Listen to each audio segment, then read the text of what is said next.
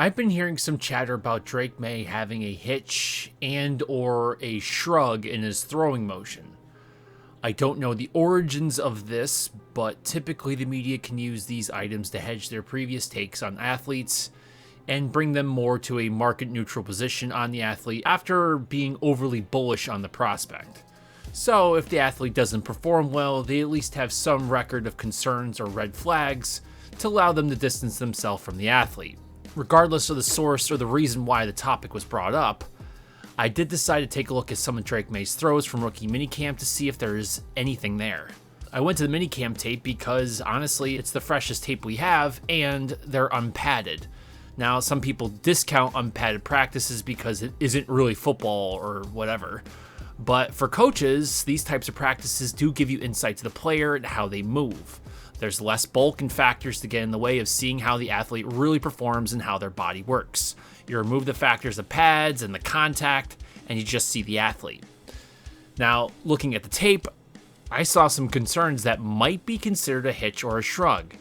Now, those terms are not really clinical for some people, so I'm not entirely sure what exactly they're referring to. But let's discuss what can cause a hitch or a shrug in the throwing motion and what they really are.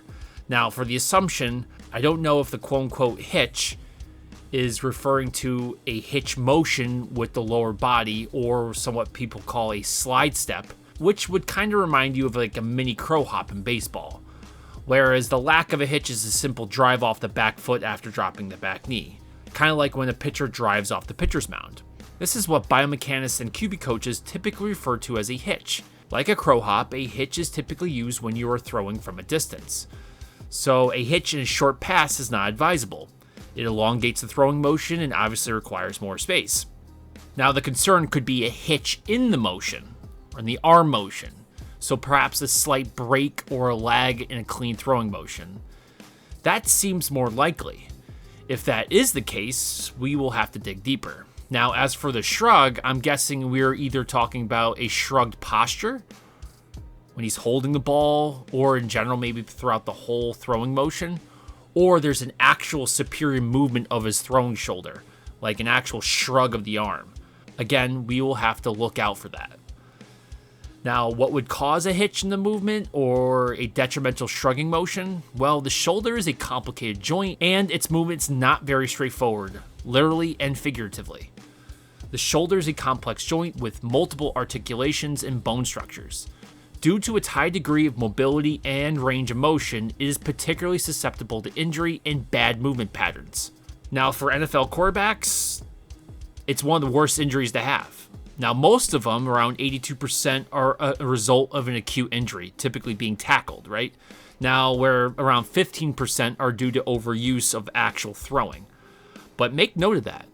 While injuries from direct forces such as tackling are unavoidable, it is possible to reduce the percentage of overuse injuries caused by throwing motions, which is either caused by bad movement patterns or throwing form, or some sort of muscular dysfunction. Now, it's important to note that rotator cuff tendonitis is one of the more common injuries of use in overhand throwing motions, including a quarterback. The supraspinatus tendon is frequently injured. The arm elevation that is done in throwing motions naturally narrows this space, and the various factors can further reduce it over time, contributing to rotator cuff tendonitis. This could snowball because the function of the rotator cuff muscles, the supraspinatus, the infraspinatus, subscapularis, and teres minor, work to stabilize the humeral head, which can lead to superior migration of the humeral head, giving us a shrugging gesture in overhand throwing motions, forcing an elongated throwing motion and also increase injury risk. So the form might be a physical issue, right? Does Drake have a physical ailment? Or is it a bad movement pattern, dysfunction, or is it just simply his bad form, someone not addressing these issues? So how do we run the diagnostics on this? What are the key considerations? Now the first thing is posture. Drake doesn't have the best posture. This could be an underlying cause for anything that's happening in his shoulder and his torso. Now, being very tall doesn't help him. Also, being a student, using your phones, just prolonged computer use, can lead to what they call forward head posture. You get rounded shoulders, chins out in front of you. This inhibits the lower traps and deep neck flexors while shortening the pec muscles. The upper traps get super facilitated and tight, and the levator scapula also gets aggravated. Now, the interesting issue about this is that the posture can decrease the subacromial space, which is the space in your shoulder, and increase the risk of supraspinatus injury in the throwing motion. It also can cause a hitch in the throwing motion. This is serious because the shoulder can kind of get packed. The QB will struggle to draw their arm up and will have to resort to almost a down and around movement to get the arm to a loaded position. This might be happening and it's hard to tell. But Drake does not have the best posture in the world and his throwing motion is a little elongated. So addressing the poor posture issue can help and could prevent an injury or a bad movement pattern from occurring. Now, another one that's kind of adjacent to posture is thoracic spine mechanics. So your torso, rib cage, right? Decreased thoracic spine extension during arm elevation can reduce subacromial space again. So again, the shoulder just kind of gets packed and you're not getting a full range of motion that you'd like to draw the arm and ball up into a loaded position. This one is often related to posture issues, and I think it's the one that's really standing out to me in his body movements and throwing motion. I don't see that big chest and big belly going towards the target when he's throwing. Everything seems to be pretty closed and restricted. Having thoracic spine mobility and extension is critical to get to that position and help generate power across the body and connect both sides of the body into the throw. Now, similar to the other posture issues, if your torso is tight and you don't have a lot of extension, it will force the athlete to bring the ball around rather than up when retracting the ball. So, assessing and addressing the thoracic spine mechanics is important for throwing mechanics and just overall shoulder health. Now, there could be another thing which is more of like a genetics. There's the glenohumeral capsule laxity or tightness. Your shoulder can sometimes just be very stiff or tight just by its structure, and it can alter humeral head translation during throwing, potentially causing impingement. Now, laxity may push the humeral head anteriorly, while posterior capsule stiffness can cause superior migration. So, a hitch or a shrug. So it might just be the way he is. Something I think the scouts and the sports med would have red flagged before he got drafted. Now, another issue to consider is scapular dyskinesis. This one is a hard one to determine without really doing a screening in a strength conditioning facility or sports med facility. But poor scapular thoracic movement can disrupt scapulohumeral rhythm, again affecting the subacromial space. Proper scapular movement involves retraction and upper rotation and posterior tilt. Factors like nerve entrapment, motor control issues, and poor posture can impair scapular function. We'll get to this later. Now, there are other concerns to consider like cervical spine dysfunction, nerve entrapment, inadequate rotator cuff function, and just basic muscular imbalances. But those are either really easy to determine or really difficult to determine with basic screening.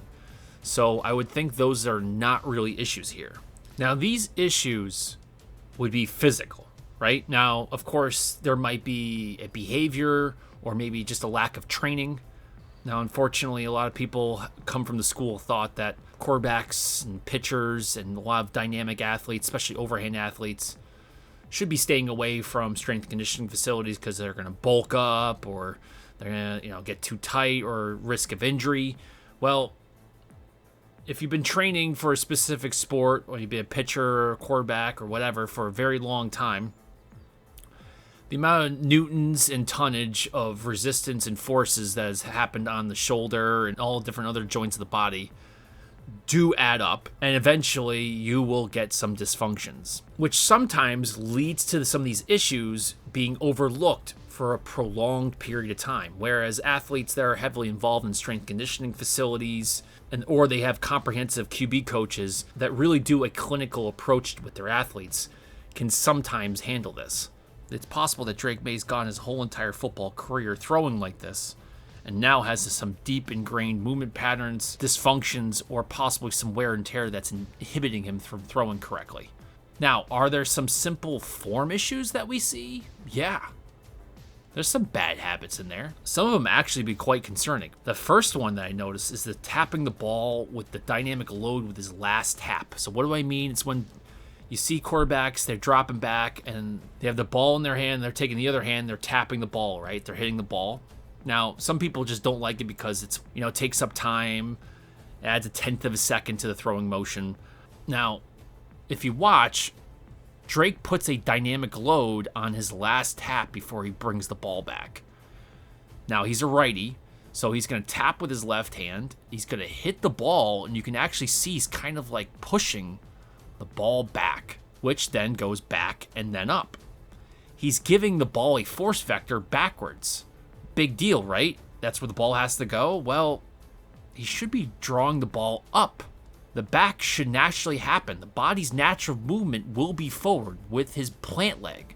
So he won't really have to think about back with the ball. Basically, all he has to think is just up with his arm because the whole system is moving forward away from the ball as you load up. You definitely need to address that, and that could actually be the primary source of his elongated throwing motion. It's a wasted movement, and he just needs to learn to palm the ball, essentially. Now, the other one would be upper arm positioning. I don't see any space or an angle between his upper arm and rib cage before he starts drawing the ball up and back. You might not think that's a big deal, but in that position, if his arm's not at least slightly flared out to the side, his scapula might be locked back, which prevents upular scapular rotation and the ability to lift the arm properly, and it forces his elbow to extend to raise the ball. Also, it forces the trap to engage, thus giving us a shrugging motion into the throw rather than having a nice sling when the scapula is able to rotate. Too far back and the scapula gets locked with the rhomboid towards the spinal column and it won't pivot anymore. If the scapula cannot rotate and wing out, the only way is forward and up with the shoulders. Perhaps this might be another hint at a possible subacromial impingement. Now, the good thing about these dysfunctions and bad movement patterns is that they are addressable. They can obviously either do some PT, strength and conditioning, do some easy warm-up work to kind of activate the muscles to make sure the good ones are active and the over-facilitated ones are calmed down a little bit, get prepared. That can help, obviously. And then also, if it is just form-related, bad behaviors, they can easily be drilled out. This is not concrete in both cases. All right, so going to be doing a little bit, I guess, deeper analysis here, going through the tape. Looking and pointing out what could be considered. That might be something. Hold on, let's try that one again. No, that one's probably better. All right, so here we go.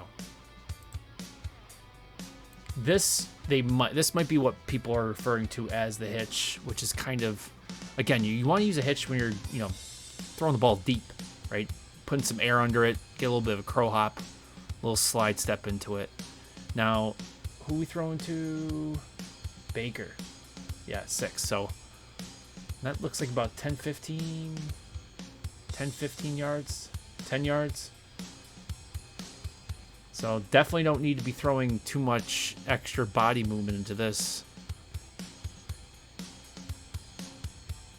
But you can see there's a little bit. You probably seems better. You might be able to see it. Yeah, so there's just a little bit of extra footwork in there. And that could be the idea, what people are referring to. They need to clean up his footwork. That might be what they're referring to.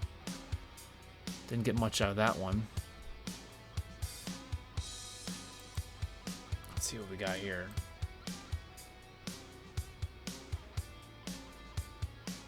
Yep, there's another one. And is that the same one? No, that's the Polk. So Polk's going a little deeper, it looks like, than Baker was, but not by much. So let's watch that. So that might be that hitch that we're talking about. You see that? The lower body, the feet. See that extra little crow hoppy movement in there? You might not think that's a big deal, but what he should be doing is stopping here, loading, and then just driving off that back foot instead of having to kind of shuffle his feet, kind of get a little crow hopping. There's another one.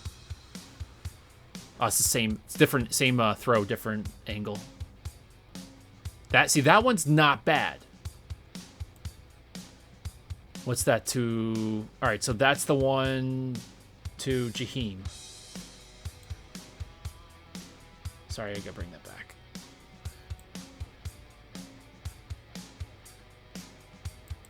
See how he now is that? See that one? He's not just, he drops his back knee, right?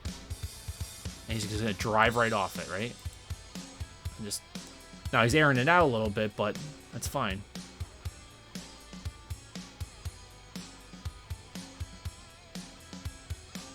That seems to be okay with the feet. Let's bring it back, though. All right, but notice the elongated throwing motion. Or the arm movement, I should say.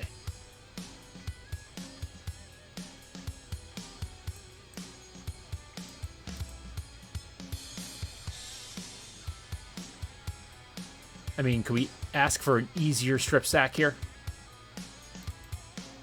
The only one that's worse than that's probably Penix. I'm not by the way, I'm not beating up on Maye. I mean,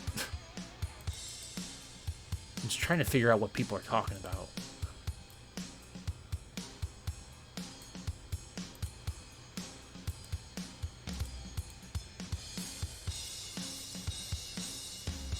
It's a little Gumby. He's got a little Mac Jones here. He should be, at this point, that foot should be turning out. That knee should be a little bit more bent turning in. And that hip should be... Right? Yeah, because he's passed. He's a little late. So he's driving him. He's pushing off that back leg while his hips are facing that way. So he's going to throw across himself rather than in front of himself, which will force you to shrug. Right? So now in order to throw forward, right, instead of coming around, instead of getting his body to face forward and drive throw with his right side, in order to throw forward, he has to bring it up on over. So that shoulder's going to have to elevate and shrug.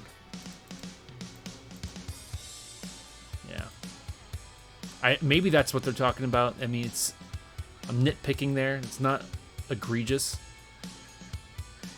And most of these things could just be circumstantial, right? Just for that particular moment. That's what works best for him. You know, regardless, as long as it's not going to kill his arm and put him in, you know, require surgery at a younger age or something like that. As long as he's throwing the ball and the results... You know, he's moving the ball down the field. He's getting the ball to his receivers. Ultimately, you know, it'd be nice if he had perfect form, and we'll get to that in a little bit, but honestly, not that big of a deal so far. It's things to clean up. It's not Michael Penix situations where, like, we're not sure if Michael Penix could ever throw a ball correctly, ever. Like, we don't know if Michael Penix can throw the ball over the middle. Now, I saw a couple clips from him from Falcons camp, and it does look like he's trying to get that arm up a little bit more. He's not doing his little hip shot, Uncle Rico hip toss throws.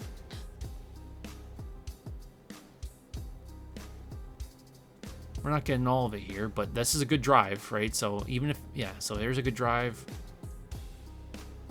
It's not bad.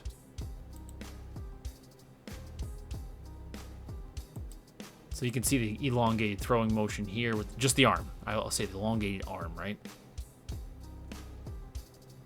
Just keep that arm bent, lift it up. Does not need to go all the way out that far.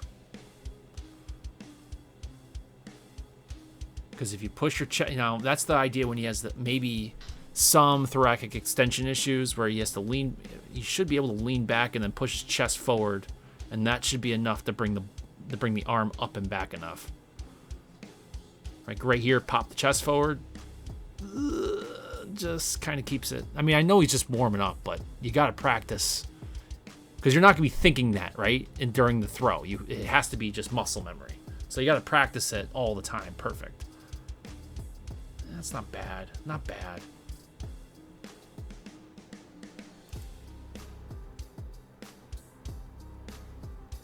Slow that down a little bit more. Now, how does he draw it up? Nope, he brings it down first.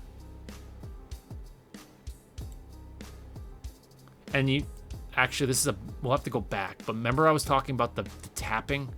Now watch his left hand. He's going to throw his hand against it. See how he pushes it back a little bit? Now, that means the force vector, when he taps that, right? So you notice that his arm has to go down first. He's pushing it back, so his arm's going down. You should be almost thinking straight up with this arm. So now his throwing motion is going to be this, rather than just draw and then push forward.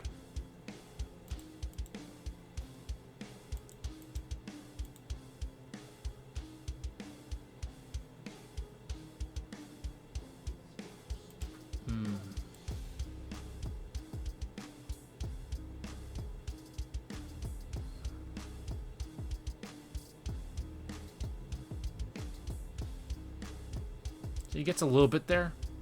Chest gets out a little bit. Need a lot more. That elbow needs to be driving back. There's too much space in between here.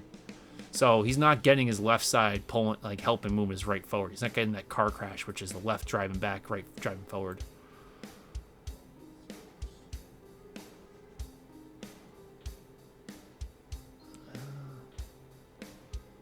Not full pronation either. Now, let's go on to Brady here. Now, he's going to drive off, right? So he's not doing any right now. I mean, Brady does hitch when he throws deep, right? Or when it's appropriate. But when he's just going to, look, knees bent. He's settling down, right? This guy wasn't the best just because he had grit and he was tough and, you know, competitor and meant like this guy drilled. This guy was a technician. This is going to be pretty. So he's going to drive that knee in, right? But notice like what the timing of his knee extension. He waits until everything's facing forward, and that's when he drives off it, right? So he's going to, ankle's going to turn, knee's going to turn in, hip's going to turn, and then once everything, all this whole right side and shoulder, everything's facing forward, that's when he extends the knee and ankle here. Gets that triple extension in the throat. It's nice and smooth. Another thing is notice his left foot. It's not going to step forward exactly. Well, he's going to step forward. It's not going to be straight forward. It's going to be slightly out. That way it allows his hips to completely turn into the throw.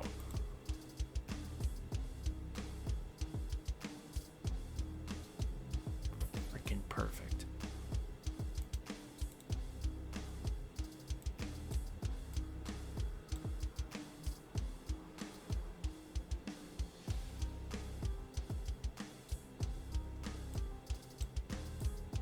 Now that we got the feet out of the way, let's talk about the hands. So no hitch step there.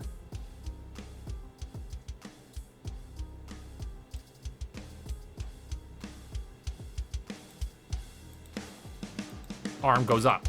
See, that's the first thing is the hand. You don't have to worry about, now this is what I was talking about. You don't have to really worry about bringing this arm, like the hand, like the forearm to the hand of the ball. Doesn't need to have to worry about being drawn back.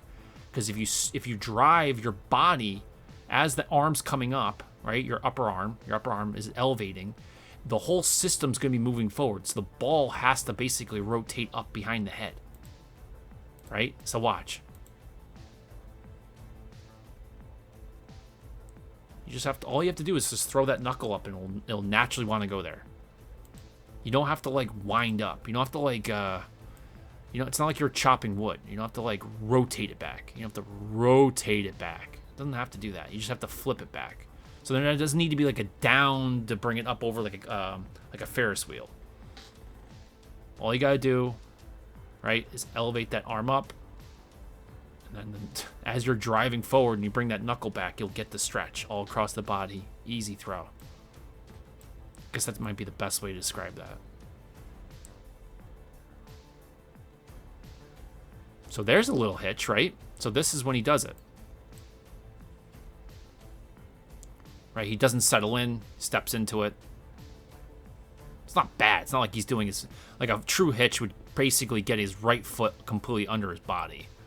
And he drives, it's like a bigger step.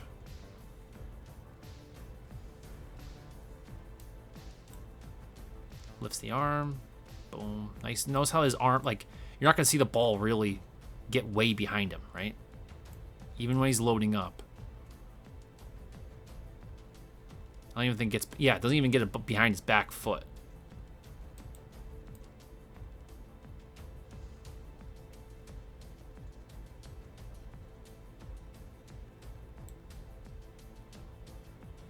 See that? That's the...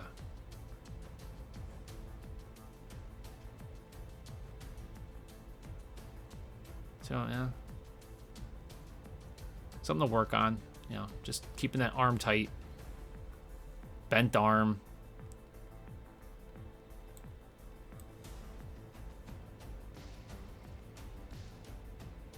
Again, is this going to stop him from being a pro? I mean, we can probably go to every other quarterback in the league right now and probably find... I mean, I'm comparing him to this guy.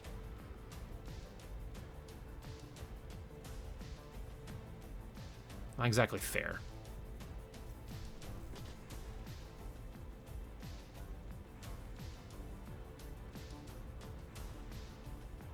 Oh, gloss tape.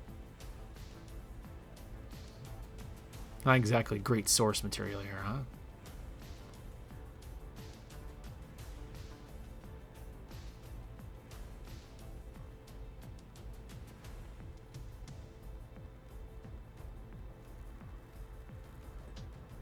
All right, so even worse. Here's, well, better example, but worse video. Here's Marino.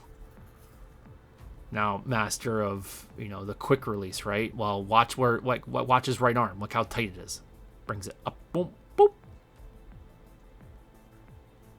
So the elbow coming up, right? If you're drawing the ball like your elbow up, your knuckle should naturally want to have to come back behind your head as you're moving forward, right? You don't have to like swing it up like an axe to get it back up there to throw it. And again, I'm not trying to beat up on Maye at all. I think it's, as a prospect, I still think he's the best prospect in the draft, especially for the Patriots. But there's a few things to work on. Now, again, what do you got to do? Just constantly remind him, dude, don't let that knuckle go well beyond your elbow. Think about your feet. Like, just settle in. You don't have to make 3 or 4 extra steps in there. Right? I mean, he's dropping. I mean, it's not like it's bad. It's just, hey, just clean it up in your head. But that's reps. Like, he knows how to do it. Because there's some good throws where we're not seeing the elbow being, the arm extended way far back. We're not seeing the the shoulder shrugging up into his ear. He's not doing hitch steps. He's settling and driving off. It's just making, rep after rep. Now, the crazy part is, a long time ago, the Soviets and all their knowledge and, just trying to make the best athlete possible to beat the West, basically figured out, it's one thing to learn something new, but it takes, twice, 3, 10 times as long, depending on who you listen to unlearn or to remove a bad habit before you can learn the good one. Right? And it's hard to learn. It's hard to learn the good habit without removing the bad. So at this stage in his career, I mean, the guy's been doing this for how long? He's still young, so he still has time to do it. But it's all the years prior of doing it incorrectly. Now, hopefully, this might be just a brand new thing.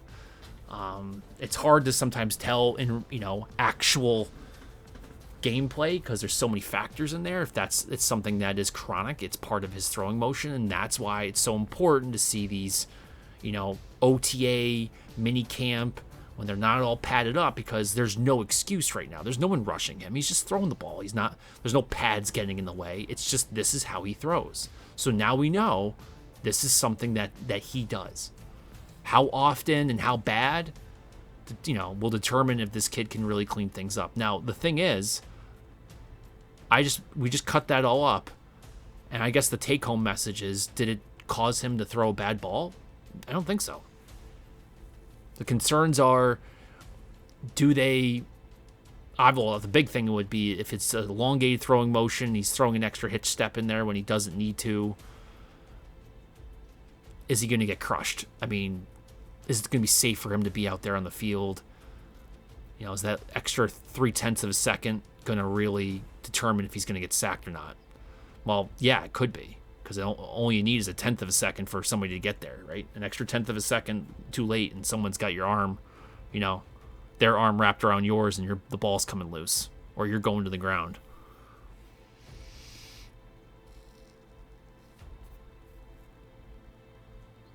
Brady, man,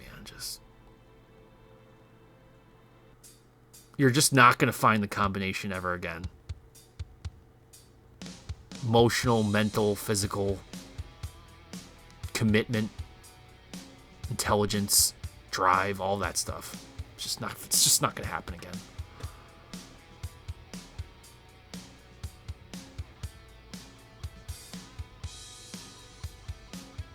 Now, Marino, one thing about him is he's going to step real quick with his left, one, boom, right? I mean, he didn't take an elongated plant leg. So his front leg, he didn't take an oversized step. He just boom, boom.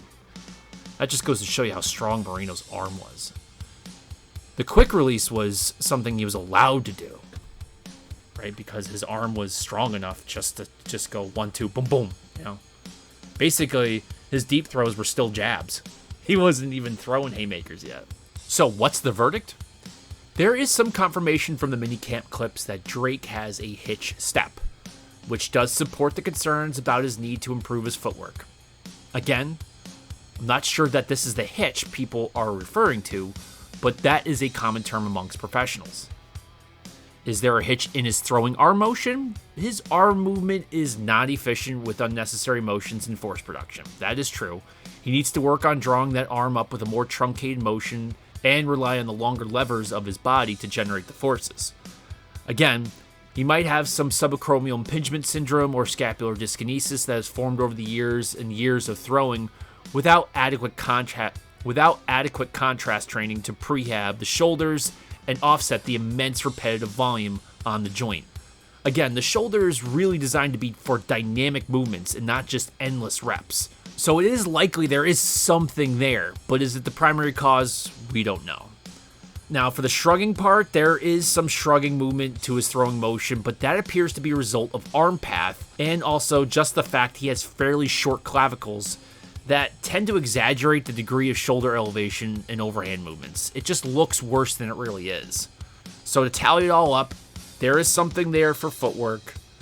There is something there for the elongated motion. There is a hitch step. I can see how people think there's a hitch in his throwing arm and the shrugging, but I am not worried in the slightest. Even if he has some impingement or dyskinesia, it is most likely addressable in short order with some PNF work and taping during his throwing sessions to restore function. Now, if it's a technical issue, I'm sure the coaches can navigate the process with him. Overall, I don't think Patriots fans should think this is a big issue at the moment. Again, it might just be something that people want to talk about because you need to, again, hedge your position on how great he is, bringing Drake to a more of a market-neutral stance in the media. That way, Patriots fans aren't just clamoring for him to be the starter from day one. Plus, it gives fans and the audience something to look forward to through OTAs, some updates. Keep bringing people back to the media to see, oh, is he getting better at these things? What he's seeing at practice? That sort of thing, you know? So it keeps people coming back because, I mean, honestly, if it was just rookie minicamp and everything looks pretty good, but he's still not going to be starting week one, that's going to be it for the whole entire summer? I don't think so. So essentially, it just gives you something to look forward to. Is he improving, etc. Yes, if he gets through the whole entire year and he looks exactly the same in terms of the throwing motion, then we can start to worry about his coachability and or the ability of the coaching staff to actually train him properly. That could be a concern. But let me tell you this, when you're dealing with athletes, I'd rather fix and repair a sports car than try to upgrade it in an economy sedan. This is going to come down to the coaching talent and the professionals in the building, not Drake. So what do you guys think about Drake? What do you think about his throwing motion? So what do you guys think about his footwork, the hitch, the shrugging, all those things getting out there about his capabilities and issues? Let me know in the comment section below. If you guys like this content, please like and subscribe. And as always, thanks for watching.